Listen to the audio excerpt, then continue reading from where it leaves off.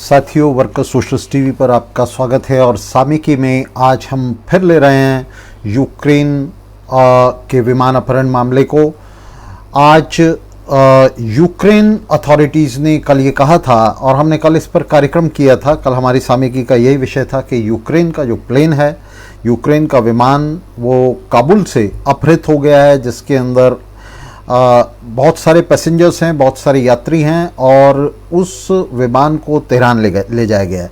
ये जो सूचना है ये रूस की न्यूज़ एजेंसी, समाचार एजेंसी तास ने जारी की थी और तास ने ये समाचार यूक्रेन के उप विदेश मंत्री के हवाले से जो है ये समाचार दिया था। कल यूक्रेन के जो उप विदेश मंत्री हैं, येवगेनी येनिन उनका नाम है, उन्होंने तास एजेंसी को एक इंटरव्यू में बताया था कि हमारा जो प्लेन है वो तालिबान पर आक्षेप कर रहे थे, उस पर आरोप लगा रहे थे। और उन्होंने कहा था कि यूक्रेन का एक प्लेन जो है, यूक्रेन का वायुयान, उसका विमान, उसका जहाज़, उसे काबुल हवाई अड्डे से अपहृत कर लिया गया है और उसे तेहरान ले जाया गया है। आज यूक्रेन के विदेश मंत्री दिमित्रो कुलेबा ने इस स्टेटमेंट को, इस बयान को रिट्रैक्ट कर लिया है और उन्होंने कहा है कि हमारा कोई विमान जो है, हमारा कोई विमान अपहृत नहीं हुआ है। ये कोई छोटा मामला नहीं है दोस्तों, ये बहुत बड़ा मामला है। ये जो सामने आ रहा है ये इसलिए बड़ा मामला है कि ये पूरी एक साजिश दिखाई दे रही है। इसके पीछे एक षड्यंत्र दिखाई दे रहा है जिसमें हमें ये पता चल रहा है कि कल ये जो बयान दिया था ये किसी छोटी मोटी अथॉरिटी ने नहीं दिया था यूक्रेन की, बल्कि उप विदेश मंत्री ने बयान दिया था और उप विदेश मंत्री के खिलाफ आज कोई कार्रवाई भी नहीं हुई है। तो ये बाकायदा आधिकारिक बयान था जिसे उप विदेश मंत्री ने विदेश मंत्रालय के नाम से जारी किया था और उन्होंने साथ में इसकी डिटेल भी दी थी, इसका विवरण दिया था। उन्होंने कहा था ये जो विदेश मंत्री हैं येवगेनी येनिन यूक्रेन के, इन्होंने कहा था कि मंगलवार को हमारा जो विमान है उसका अपहरण कर लिया गया, यानी कल हमारे विमान का अपहरण कर लिया गया है और ये विमान जो है इसे तेहरान ले जाया गया है। इसके अंदर कितनी सवारी हैं हम नहीं जानते, हम नहीं कह सकते। और इन तमाम बयानों के बीच में उन्होंने कहा कि इस अपहरण को काबुल हवाई अड्डे से किया गया और तेहरान ले जाया गया। देखिए, ये बहुत ही स्पेसिफिक, बहुत ही डिटेल्स के साथ, विवरण के साथ उन्होंने बयान दिया था। ये कोई ऐसा बयान नहीं था जिसमें वे कह देते कि हमारा हवाई जहाज़ गायब हो गया, हमारा वायुयान गायब हो गया, बल्कि उन्होंने कहा कि काबुल हवाई अड्डे से इसका अपहरण हुआ है और इसे तेहरान ले जाया गया है। और आज विदेश मंत्री जो हैं यूक्रेन के, जब अंतर्राष्ट्रीय दबाव पड़ा, छानबीन शुरू हुई, तो यूक्रेन के विदेश मंत्री ने इस बयान को रिट्रैक्ट कर लिया है और उन्होंने जो बयान जारी किया है वो बड़ा मज़ेदार है। आज यूक्रेन की न्यूज़ एजेंसी आरबीसी के हवाले से ये कहा गया है कि यूक्रेन विदेश मंत्रालय के प्रवक्ता ने बयान दिया है कि ओलेग निकोलेंको, उनका नाम है ओलेग निकोलेंको, जो विदेश मंत्रालय के प्रवक्ता हैं, उन्होंने अलग से बयान जारी किया है। विदेश मंत्री का बयान मैंने आपको बताया। विदेश मंत्री दिमित्रो कुलेबा ने साफ कहा है कि हमारा किसी विमान का अपहरण नहीं हुआ।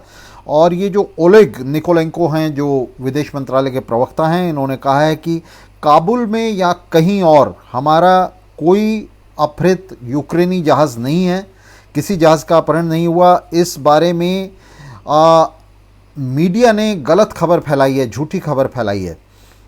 लेकिन इसके साथ ही जब वे ये बयान दे रहे थे तो ये बात पूरी तरह सामने आ गई तास न्यूज़ एजेंसी के माध्यम से कि ये मीडिया ने नहीं फैलाई थी, बल्कि यूक्रेन के ही उप विदेश मंत्री येवगेनी येनिन ने ये बाकायदा बयान दिया था तास को, जो तास एजेंसी के पास रिकॉर्डेड है उनका बयान, जिसमें उन्होंने ये सारी डिटेल जो है कल जारी की थी कि हमारा विमान जो है उसका अपहरण हो गया।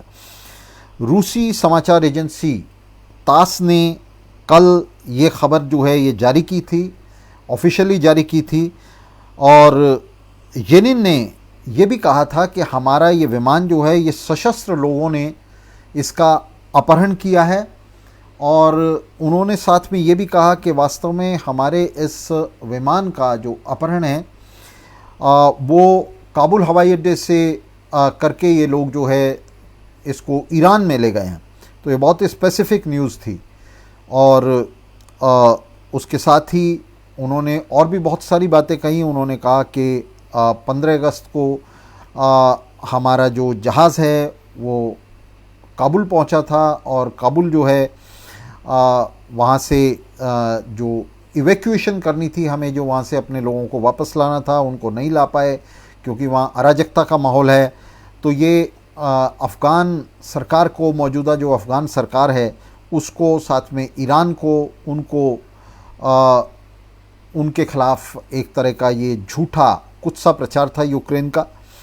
यूक्रेन के उप विदेश मंत्री येवगेनी येनिन ने खुद ये बात जो है तास एजेंसी को बताई थी, और उन्होंने कहा था कि पिछले रविवार को जो है हमारे विमान को वहाँ से अपहरण करने की जो साजिश है वो रची गई थी, और मंगलवार को हमारा ये विमान गायब कर दिया गया था। ये उन्होंने कहा कि हमारा ये विमान चुरा लिया गया है, इसका अपहरण कर लिया गया है, और उसमें उन्होंने कहा कि हमें ये भी नहीं पता है कि कितनी सवारियां मौजूद हैं।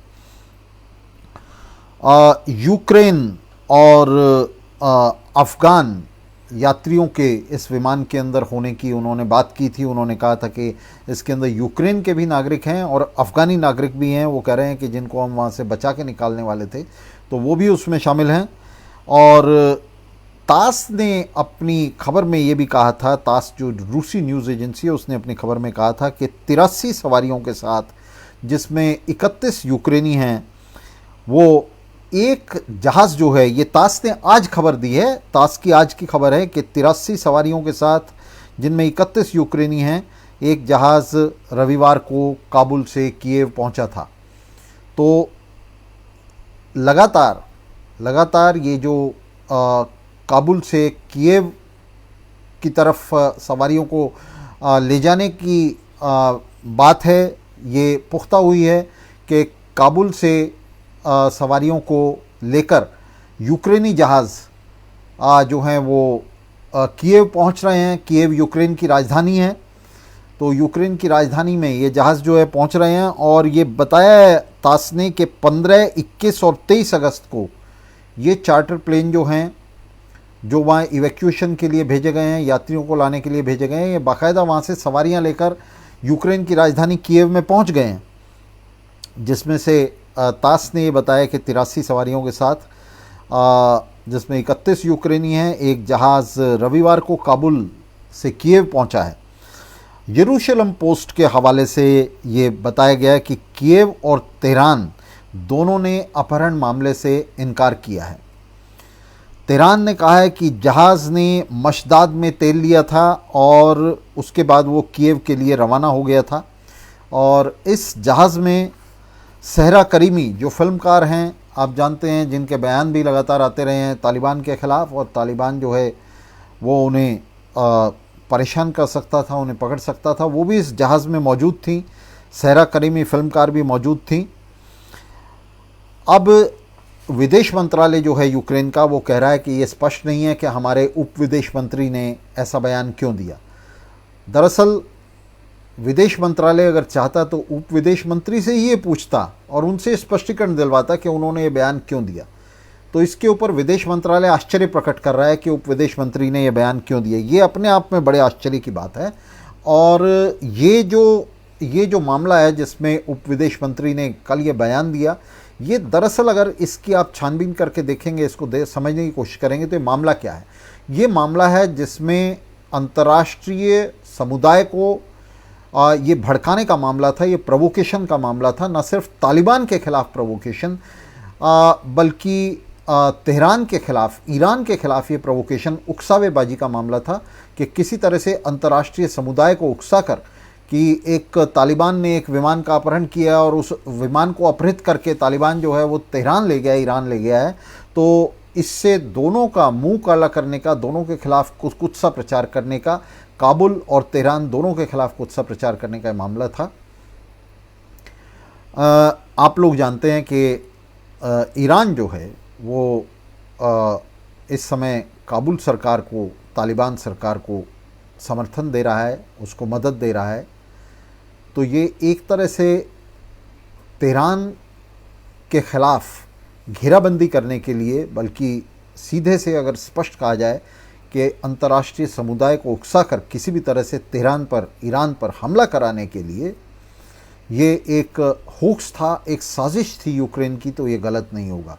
यूक्रेन की जो अथॉरिटी, और इसके पुख्ता प्रमाण हैं, आज यूक्रेन के जो उप विदेश मंत्री हैं इनको यूक्रेनी विदेश मंत्रालय ने प्रेस के सामने प्रस्तुत नहीं किया, और कल जब यूक्रेन के ये उप विदेश मंत्री बयान दे रहे थे तो इनके बयान को, जिसको समाचार एजेंसी तास ने टेलीकास्ट किया, उसको कल इसको रोकने के लिए, इसको कंडेम करने के लिए, इसको इससे डिनाई करने के लिए कोई भी यूक्रेनी अथॉरिटी जो है वो सामने नहीं आई। यूक्रेन के जो विदेश मंत्री हैं वो भी इसके लिए सामने नहीं आए, और यूक्रेन की तरफ से इसका कोई खंडन, किसी भी तरह का इसका आधिकारिक खंडन कल नहीं किया गया। जानबूझकर मामले को एक दिन डिले किया गया, और आज भी इसका खंडन इसलिए किया गया, इसलिए करना पड़ा उनको कि ये मामला जो है ये अंतर्राष्ट्रीय हो गया था। तो ये मामला जो है ये इतना सरल नहीं था, ये कोई यूक्रेन के उप विदेश मंत्री ने ऐसे ही बयान नहीं दे दिया था, बल्कि दिखाई दे रहा है कि इसके पीछे पूरा एक षड्यंत्र था।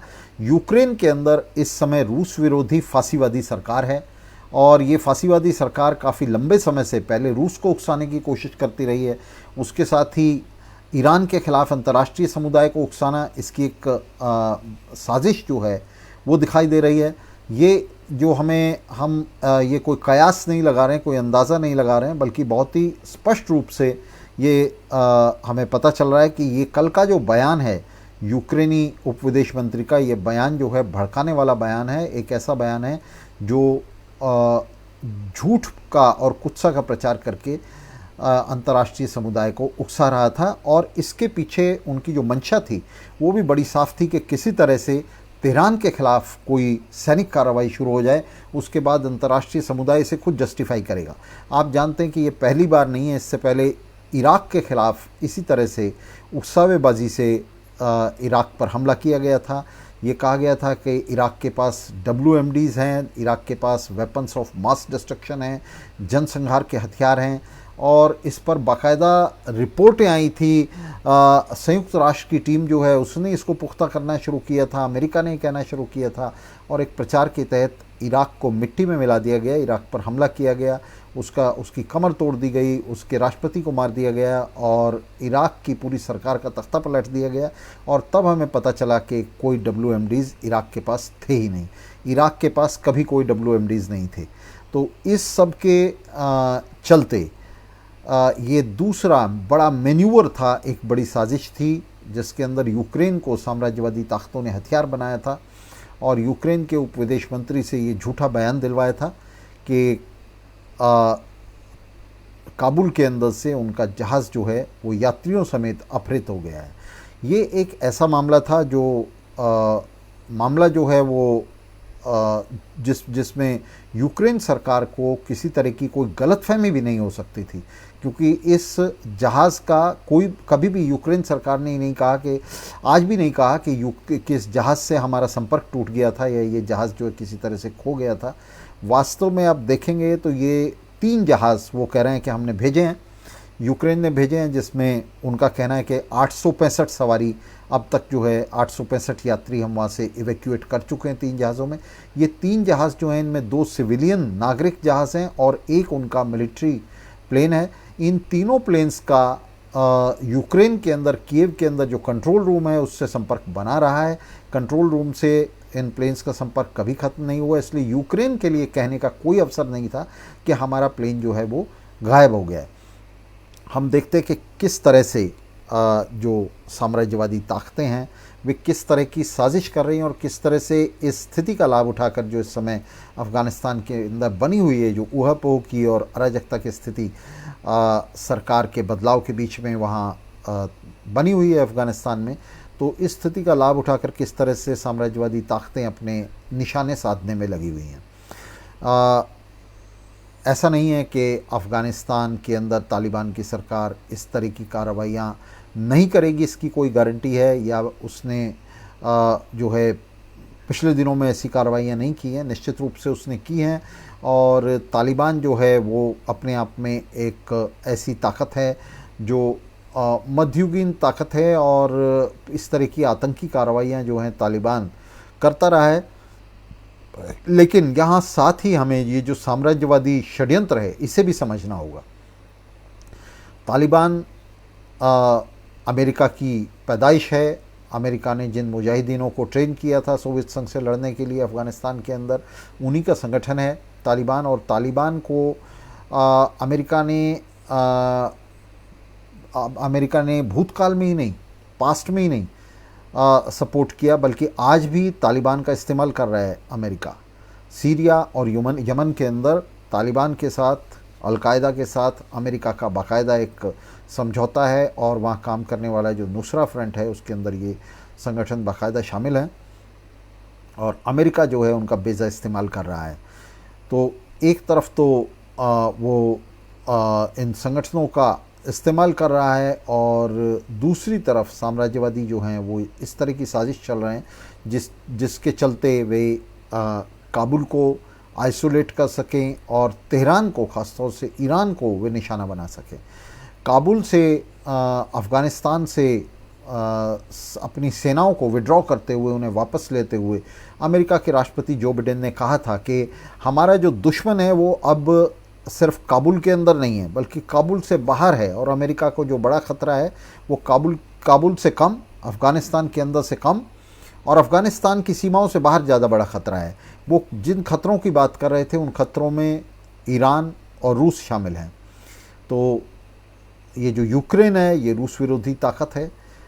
ईरान रूस के खेमे का देश है और इसलिए उनके ऊपर हमला करने, उनके ख़िलाफ़ एक जनमत तैयार करने के लिए दुनिया भर में और उनके ख़िलाफ़ उकसाने के लिए अंतर्राष्ट्रीय समुदाय को ये एक मैन्यूवर, एक षड्यंत्र, एक खेल खेला गया था जिसके अंदर आरोप लगाया गया कि काबुल से जहाज़ का अपहरण हुआ और उसे तेहरान ले जाया गया। तो कीव ने, यूक्रेन की राजधानी, और उसके अंदर बैठे शासकों ने, यूक्रेन के फांसीवादी शासकों ने, वहाँ फांसीवादी शासन है जो रूस विरोधी है, तो उन्होंने ये एक बड़ा खेल खेला और निश्चित रूप से इस खेल को अकेले यूक्रेन ने नहीं खेला बल्कि इसके पीछे अमेरिका और दूसरे साम्राज्यवादियों का हाथ है जो अफ़गानिस्तान की सरकार को बदनाम करना चाहते हैं, अफ़गानिस्तान की सरकार का मुंह काला करना चाहते हैं और साथ ही रूस और उसके शिविर में मौजूद जो ताकतें हैं, ईरान जैसी ताकतें हैं, साथ ही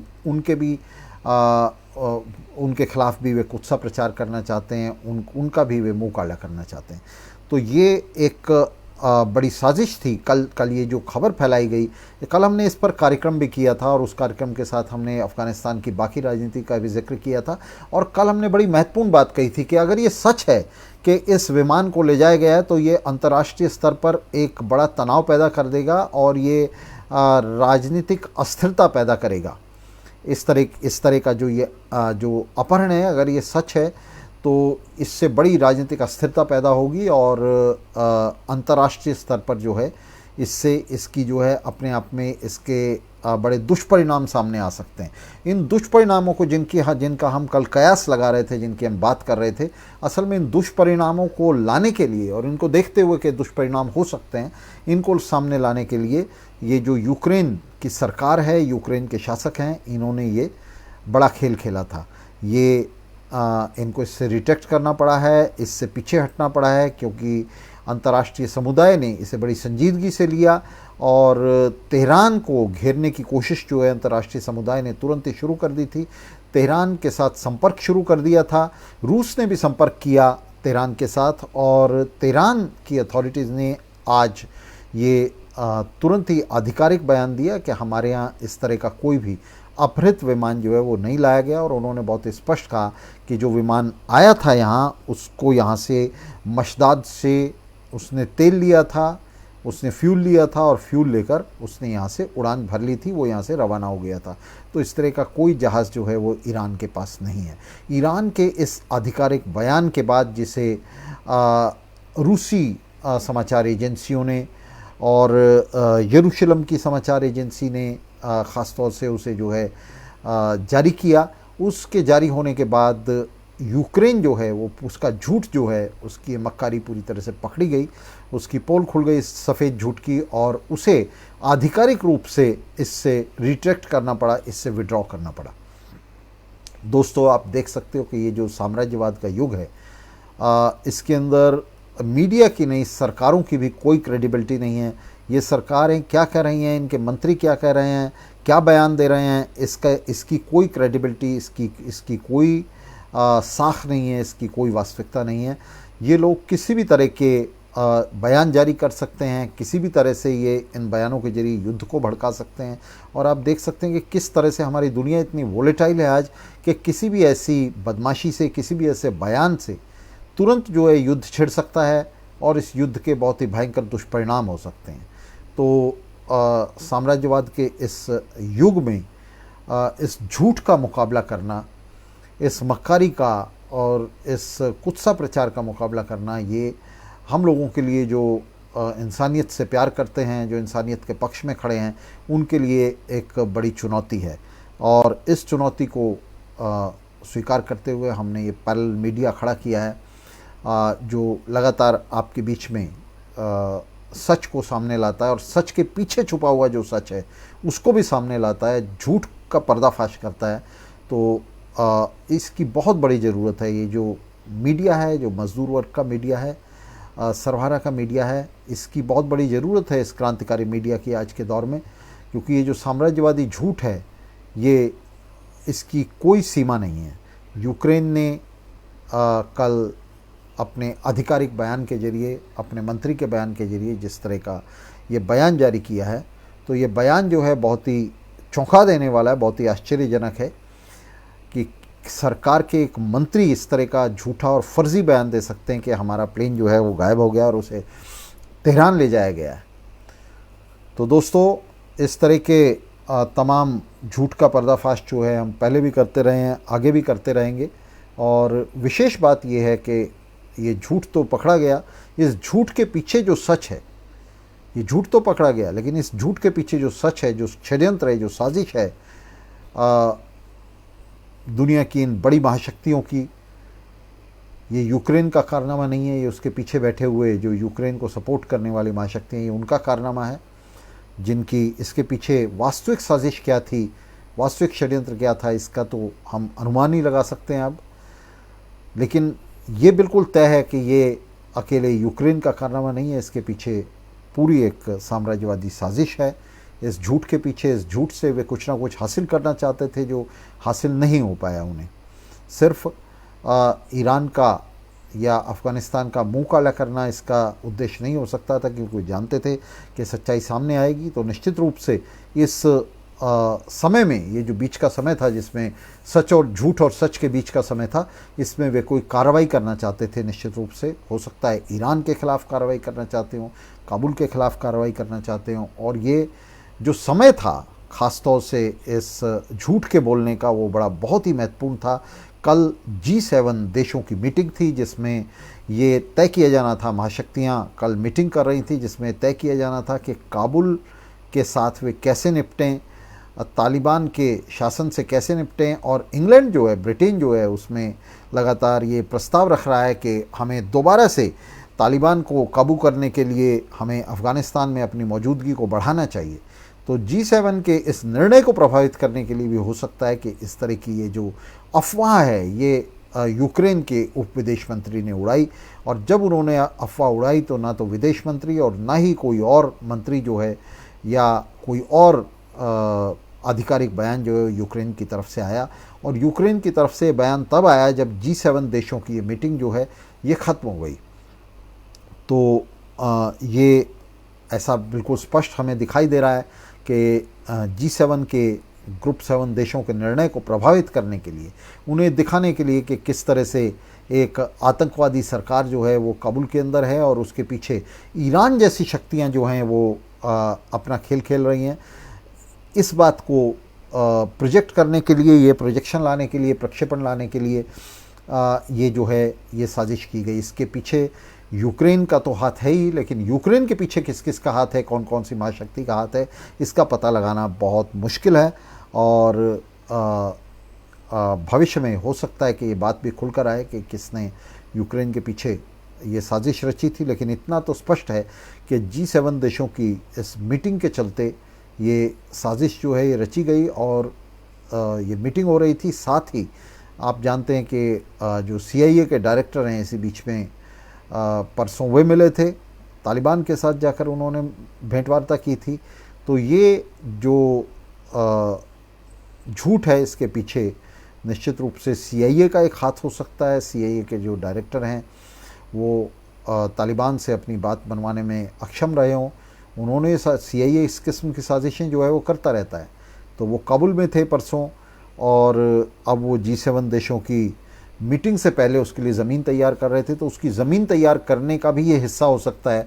ये जो अफवाह उन्होंने उड़ाई है, जो झूठ बोला है, जो होक्स दिया है, तो ये उसका भी हिस्सा हो सकता है, जिसका उद्देश्य माहौल को ख़राब करना और G7 देशों की इस मीटिंग पर ये दबाव बनाना कि वो तुरंत ही काबुल के ख़िलाफ़ कार्रवाई शुरू करे, काबुल के अंदर अपनी प्रेजेंस को बढ़ाए। CIA, आप जानते हैं कि CIA के जो अधिकारी हैं वो जो बिडेन की इस नीति के भी ख़िलाफ़ हैं कि वो काबुल से, अफ़गानिस्तान से जो है उन्होंने विड्रॉ किया है, उन्होंने वो पीछे हटे हैं।